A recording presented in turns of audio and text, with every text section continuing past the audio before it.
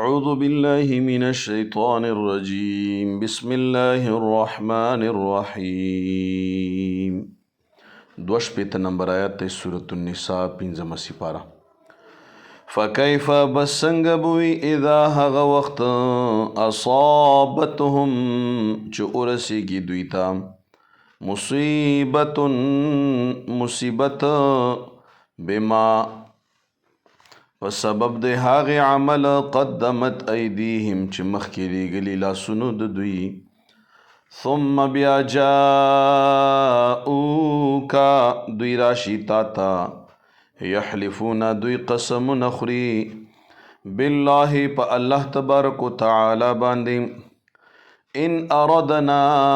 چې مونږه اراده نه ده الا احسانا مگر د ښېګړې و توفیقا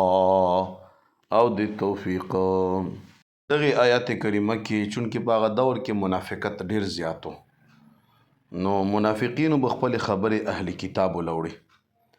یهود و نصاراو له هغوی سره به د حل کولو هغه به یې کولو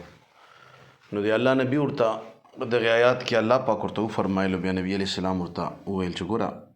تاسو هغه هم کو دغه هم کو یهودو سره هم تعلق ساتئ او دی خوا نو دوی به بیا قسمونه خوړل چې نامو خو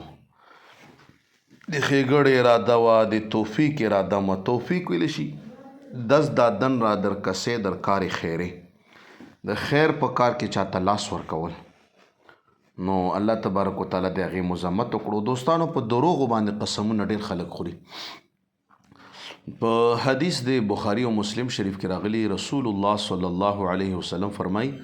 کوم یو انسان چې په دنیا کې د چا د مال د پاره په دروغو قسمونه خوري